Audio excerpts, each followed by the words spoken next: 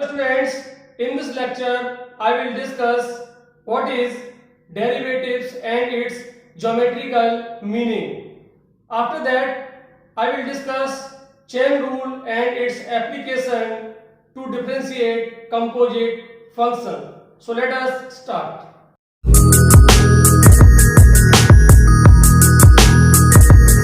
To understand the concept of derivatives, let us take an example. Consider a body is moving on a straight line path from point P to point Q, and the distance between these 2 points is S.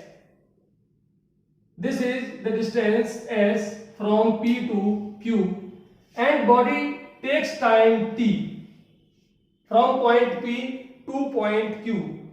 So now what is the velocity of body? So velocity is defined as displacement upon time. So this is S upon T. But this is the average velocity of body. Suppose a body covers a distance of 50 km in 1 hour. So its velocity is 50 km per hour. But this is the average velocity because the velocity of body changes according to the situation due to breaker, traffic, empty road, etc. So this is the average velocity. Suppose there are 2 points A and B which are close to each other.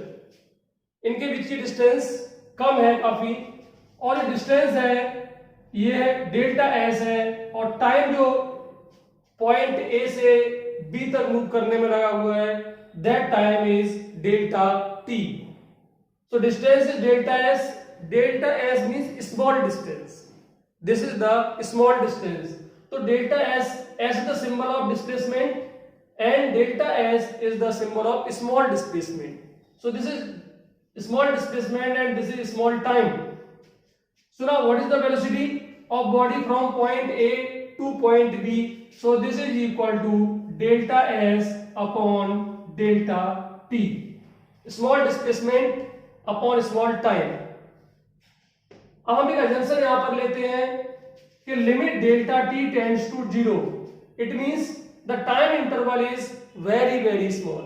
तो अगर time interval बहुत ज्यादा छोटा हो जाएगा तो जो distance cover की है ये भी बहुत छोटी होगी. तब ये आपका आ जाएगा limit delta t tends to 0 delta s upon delta t. Since the time interval is very small, therefore distance covered by the body is also very small. Then it becomes ds upon dt. ds upon dt means infinitely small displacement in infinitely small time, and this is called instantaneous velocity of the body. Instantaneous velocity of the body means the body at particular point, velocity at particular point, that is the velocity of body at point A when delta t tends to 0. So derivative represents the rate of change of one quantity with respect to other. Rate of change of displacement with respect to time. से बहुत से example हैं. इसमें acceleration dv upon dt, rate of change of velocity with respect to time, electric field intensity minus dv upon dr, rate of change of potential with respect to distance. So derivative basically represents rate of change of one quantity with respect to other. अब हम लोग geometry में इसका meaning समझते हैं कि geometry में derivatives क्या रिप्रेजेंट करते हैं. Let us consider the coordinate axis. This is x axis and this is a y axis, and this is the origin. और कोई फंक्शन है जिसका जो कर्व है वो कुछ इस शेप का है, और यहां पर 2 पॉइंट है. Suppose this point is x1 y1 and this point is x2 y2, और हम इन दोनों पॉइंट्स को आपस में मिला देते हैं इस तरीके से, and this is a secant, this is a secant, let this point is P and this point is Q. अब आप यहां से परपेंडिकुलर ड्रॉ कर दीजिए और एक परपेंडिकुलर यहां ड्रॉ कर दीजिए इस तरीके से, और एक परपेंडिकुलर कुछ इस तरीके से ड्रॉ कर दीजिए।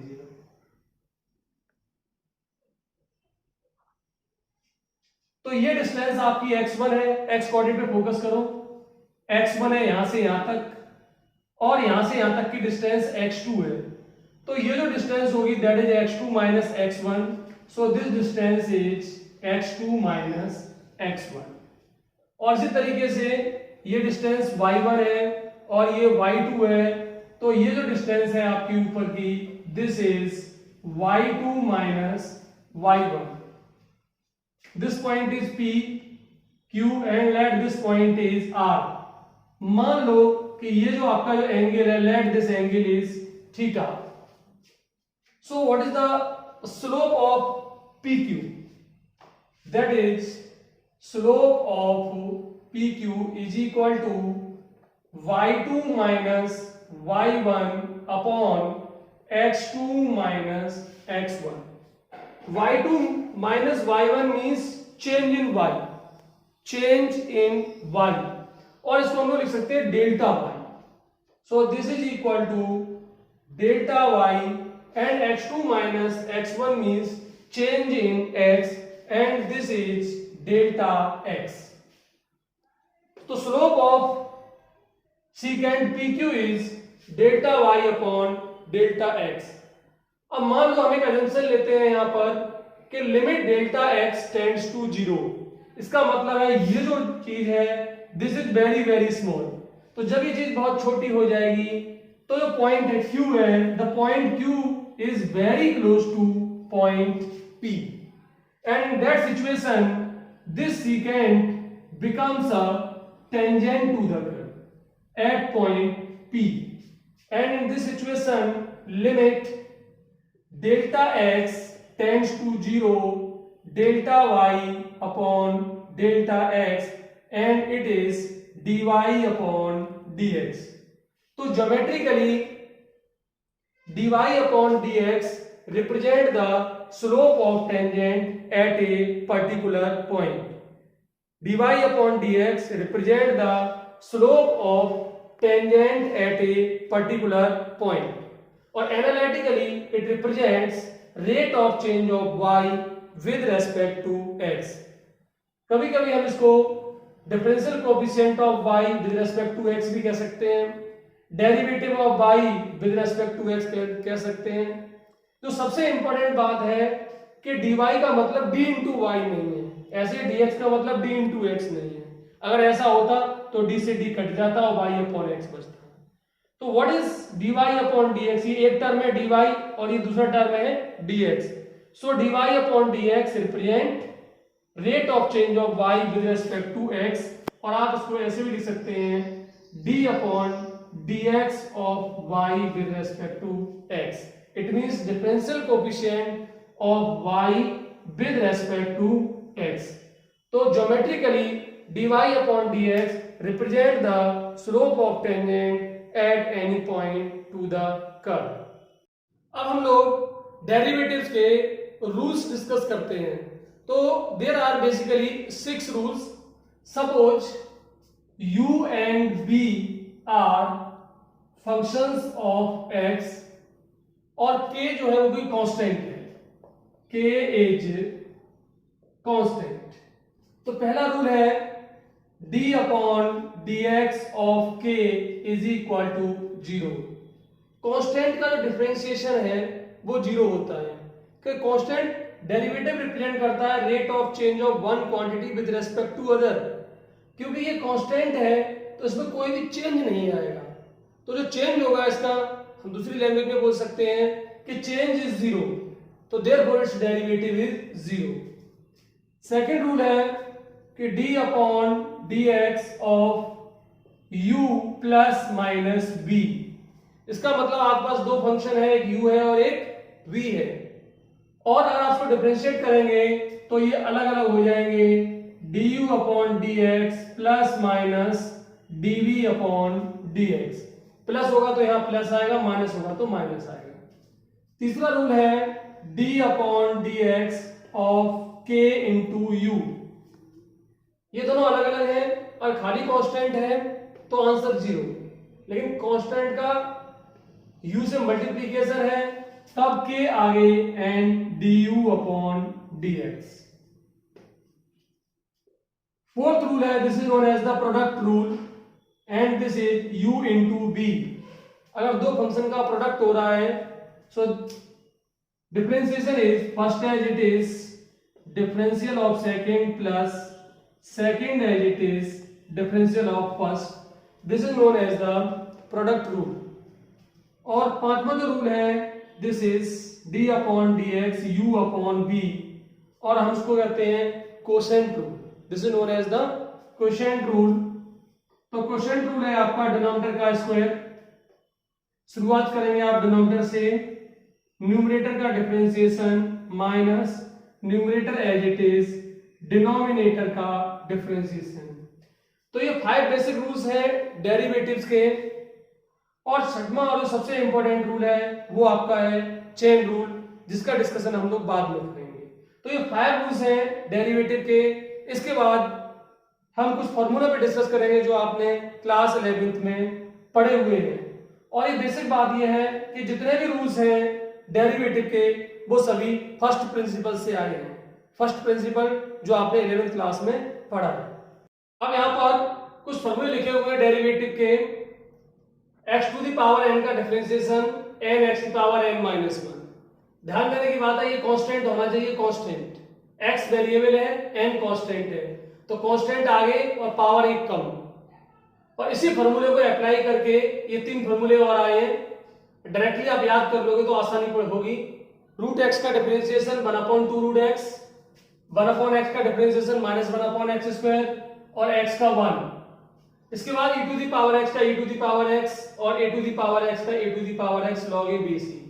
यहाँ a कोई जनरल बेस है और ये पर्टिकुलर बेस है। और log x का डिफरेंशिएशन e बेस पर 1/x और a बेस पर 1/x log a base c। और ये 6 फॉर्मूले यहाँ तक ट्रिग्नोमेट्री के हैं, sine cos tan cot sec cosec. और उसके बाद ये 6 फॉर्मूले इनवर्स ट्रिग्नोमेट्री के हैं। तो इनवर्स ट्रिग्नोमेट्री के बेसिकली 3 ही फॉर्मूले हैं और बाकी 3 माइनस साइन लगा के आते हैं।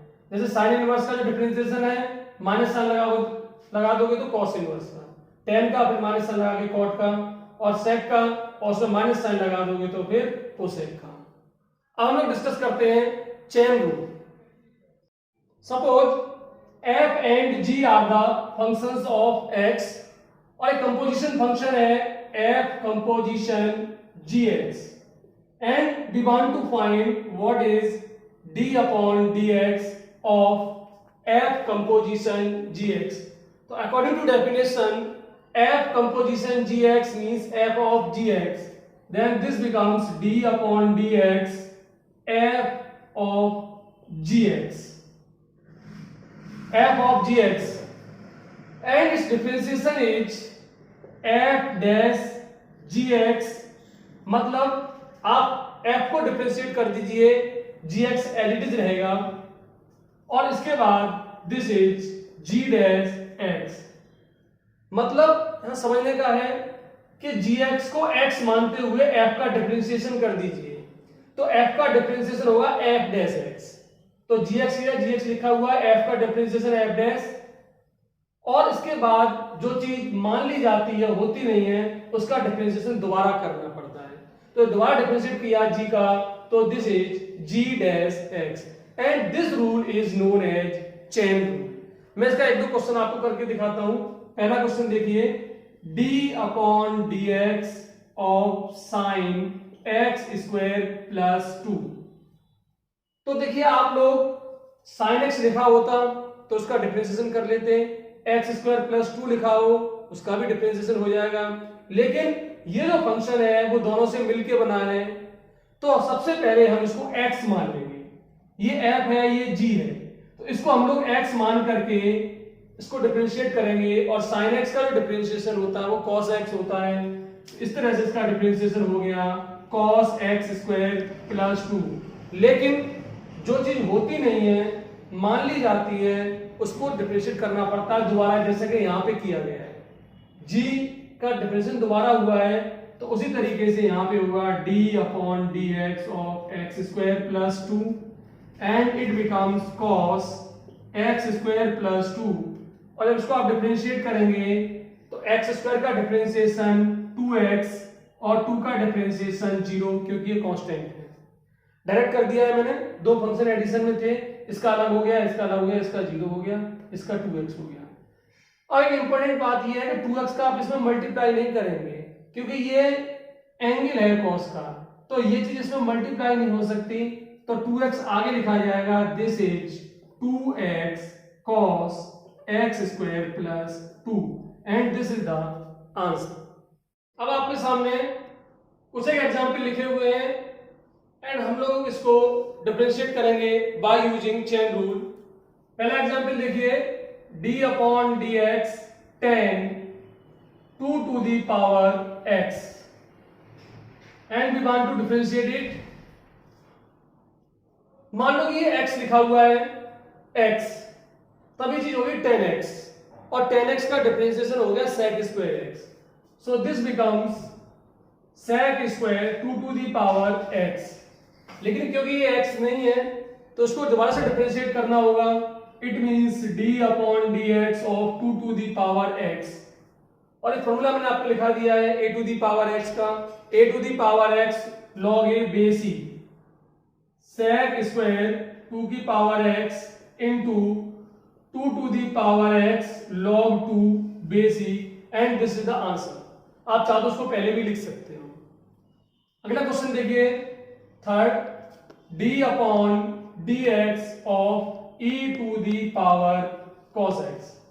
देखिए अगर ये e की पावर x होता तो इसका डिफरेंशिएशन होता e to the power x, तो आप cos x को x मान लीजिए और उसके अकॉर्डिंग इसका डिफरेंशिएशन हो जाएगा e to the power x के according e to the power cos x। क्योंकि ये x नहीं है, cos x है, तो उसको दोबारा से डिफरेंशिएट करना पड़ेगा, d upon dx of cos x, this is e to the power cos x और cos x का जो डिफरेंशिएशन है वो आपका होगा minus sine x, cos x का माइनस साइन। अगर आप एग्जांपल देखिए, d अपॉन dx ऑफ sec tan रूट x। ये एक्चुअली तीन फंक्शन है। पहले हम इस पूरे को जो अंदर लिखा हुआ है इसको x मानेंगे, अंदर वाले को, तब ये चीज हो गई आपकी sec x और sec x का डिफरेंशिएशन होता है sec x tan x, तो this becomes sec tan root x into tan root x। इसको x मानते हुए sec x का differentiation sec x tan x। जो चीज मान ली जाती है होती नहीं है उसका दोबारा से करना पड़ता है, this is d upon dx of tan root x। Now it becomes sec tan root x into tan root x। यहां तक हो गया। और tan x, हालांकि x नहीं है, x को x मानते हुए आप करो तो tan x का जो डिफरेंशिएशन है वो आपका होता है sec स्क्वायर x, तो उसके अकॉर्डिंग इसको डिफरेंशिएशन हो गया sec square root x into d upon dx of root x। इसको दोबारा करना पड़ेगा, अगर ये x होता तो नहीं करना पड़ता। तो आपका फाइनल आंसर आ गया sec tan root x into tan root x into sec square root x और अंडर रूट x का डिफरेंशिएशन मैंने आपको लिखा दिया है वो आपका है 1/2 रूट x, तो इसका आपका होगा 1/2 अंडर रूट x। ये आपस में कैंसिल आउट नहीं होंगे क्योंकि ये एंगल है और ये एंगल नहीं है। तो कुल मिला करके ये चार क्वेश्चन मैंने आपको इस तरीके से करके दिखाए बाय यूजिंग चेन रूल। अब आप अगला क्वेश्चन देखिए, d upon dx of log x plus under root x square plus a square. इसको x मानते हुए आप डिफरेंशिएट कर दीजिए। log x का differentiation 1 upon x plus under root x square plus a square. और इस चीज को आपको दोबारा से डिफरेंशिएट करना पड़ेगा क्योंकि ये x नहीं है। So now it is d upon dx x plus 1 upon under root x plus under root x square plus a square. Further simplify हम लोग इसे करेंगे। It is 1 upon x plus under root x square plus a square. इसका differentiation देखिए, x का differentiation हो गया 1 plus, और यहां फिर से चेन रूल अप्लाई होगा, under root x square plus a square. तो अंडर रूट एक्स का डिफरेंशिएशन 1 अपॉन 2 रूट एक्स होता है। तो this is 1 upon 2 under root x square plus a square. अब क्योंकि ये x नहीं है तो उसे दोबारा डिफरेंशिएट करना होगा, और एक्स स्क्वायर का डिफरेंशिएशन आपका हो जाएगा 2x, और ये आपस में कैंसिल आउट हो जाएंगे, और ये आपका आ गया कुल मिलाकर के 1 upon x plus under root x square plus a square. LCM ले लीजिए आप यहां पर, and it becomes under root x square plus a square plus x upon under root में x square plus a square. ये पूरे पूरे cancel out हो जाएंगे। आपका फाइनल आंसर आ गया, this is equal to 1 upon under root x square plus a square. ये दूसरा क्वेश्चन लिखा हुआ है, और आप इसको लिखेंगे d upon d x of sine a x square plus b x plus c and whole to the power n. देखिए साइन स्क्वायर एक्स को आप लिख सकते हैं साइन एक्स का होल स्क्वायर, तो ठीक उसी तरीके से पावर एन को आप होल पावर कर देंगे एन, और चेन रूल अप्लाई करो तो इस चीज को पूरे को एक्स मानो, इसको एक्स मानते हुए करो तो एक्स पावर एन का फॉर्मूला लगेगा एन एक्स की power n minus 1 n sine a x square plus b x plus c, और इसकी पावर आपकी हो जाएगी n minus 1 into d upon d x of a x square plus b x plus c. Sine a x square plus b x plus c, इस पूरे को हमने x माना था, x के तरीके से हो चुका है डिफरेंशिएशन। फिर दोबारा जो अंदर लिखा हुआ है जिसको x माना था उसका डिफरेंशिएशन हमने किया।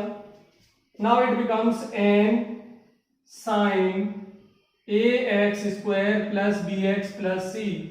अब इसको x मानते हुए आप डिफरेंशिएट करो तो साइन x का जो डिफरेंशिएशन है वो cos x होता है, तो it becomes cos a x square plus b x plus c, और इसका फिर से डिफरेंशिएशन करना पड़ेगा क्योंकि ये x नहीं है, और इसका जो डिफरेंशिएशन हो गया मैं डायरेक्ट कर दे रहा हूं यहां से, it becomes 2ax plus b, a as it is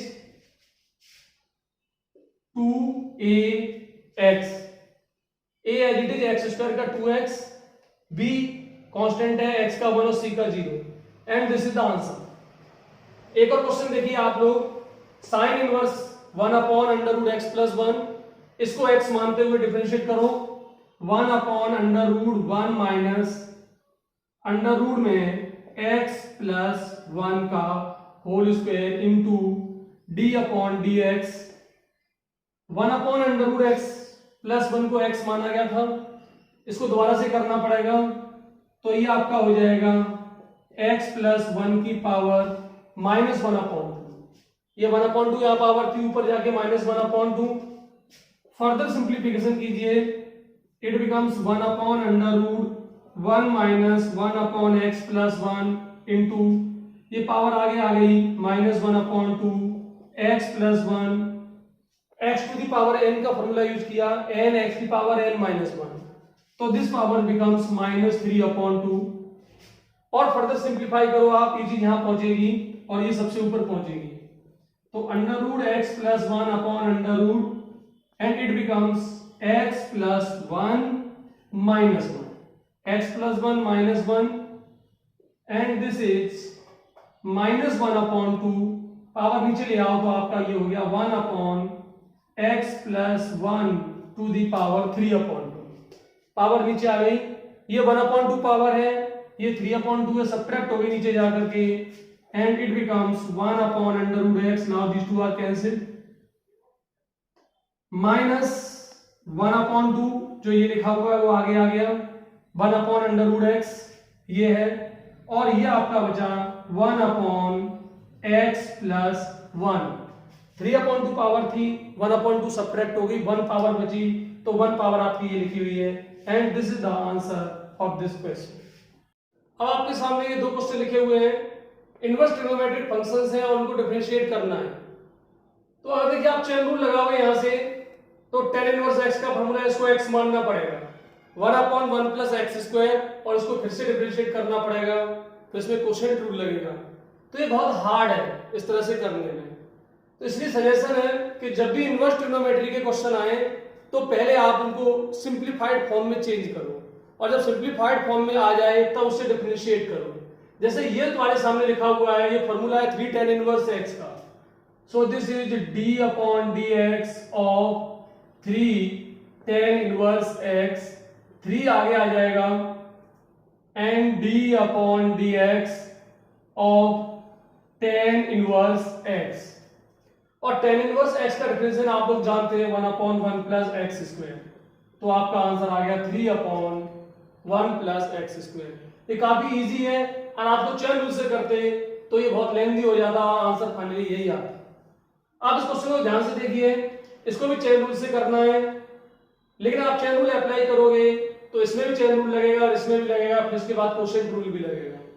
तो आसान तरीके से ध्यान दीजिए, साइन इनवर्स है और ये सेक इनवर्स है, तो हम लोग लिखेंगे d/dx ऑफ, इसको cos इनवर्स में कन्वर्ट कर देते हैं, √x - 1/√x plus 1 plus sine inverse √x - 1/√x plus 1। और अब ये फॉर्मूला होता है इनवर्स ट्रिग्नोमेट्री का, this is π/2, this becomes π/2, and this is d/dx of π/2, and this is a constant, therefore its differentiation is 0।